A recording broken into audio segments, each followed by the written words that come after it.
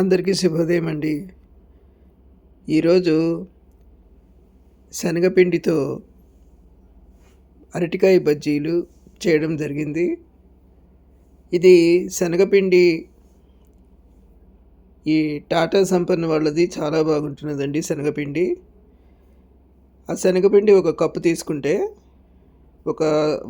ఒకటిన్నర స్పూను ఈ బియ్యపిండి, అందులోనే కొంచెం ఉప్పు, కారం, వాము పొడి బాగా పౌడర్ లాగా చేసినది కొంచెం అందులో కలిపి, మొత్తం కారం వేస్తాం కదా, మొత్తం కలిపేసుకోవాలి. అది గరిటె జారుగా అట్లపిండిలాగా ఉండాలన్నమాట. మరీ గట్టిగా కాదు, మరీ వాటరీగా కాదు.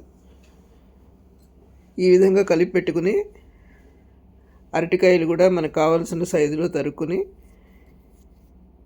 ఒక ఐరన్ బాండీ వాడతాను నేను. ఆ బాండీలో నూనె బాగా కాచుకోవాలి ఫస్ట్. ఆ తర్వాత ఈ అరటికాయ ముక్కలు ఈ పిండిలో ముంచి వేసుకోవడమే. చాలా చాలా బాగుంటాయండి. ఈ విధంగానే బంగాళదుంప వేసుకోవచ్చు, అరటికాయలు వేసుకోవచ్చు, ఆనియన్స్ కూడా ఆనియన్ పకోడీలాగా వేసుకోవచ్చు. ఇదే పిండి ఆనియన్ బజ్జీ.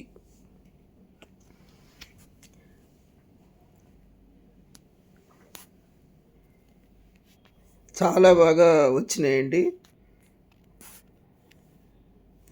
చూడండి, బంగారపు రంగులో ఇలా వేగి చాలా పఫ్డ్గా కూడా వస్తాయి అన్నమాట. ఎంత క్రిస్పీగా వచ్చినాయంటే చాలా చాలా బాగున్నాయి. తప్పకుండా మీరందరూ కూడా ఈ విధంగా చేసుకొని తినండి. Thank you very much for watching my video. మీ అందరికీ నచ్చినట్లయితే please like and subscribe. Thank you. వేడివేడిగా అరటికాయ బజ్జీ రెడీ టు ఈట్ అన్నమాట.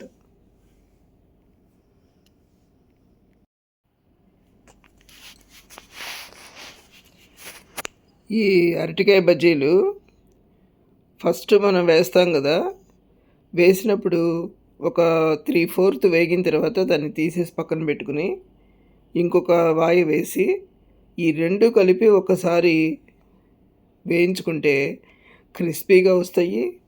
అంటే ఒకేసారి వేస్తే ఏంటంటే పైన కలర్ వచ్చేస్తుంది, కానీ లోపల ఆ అరటికాయ అనేది ఉడకదనమాట. అందువల్ల ఇది 2 సార్లుగా ఇలా వేయిస్తామండి. దానివల్ల ఏంటంటే లోపల అరటికాయ ఇది కూడా చాలా చక్కగా ఉడికినట్టు అయ్యి, పైనేమో ఈ పిండి అంతా క్రిస్పీగా వచ్చి చాలా మంచి టేస్ట్ వస్తుందన్నమాట.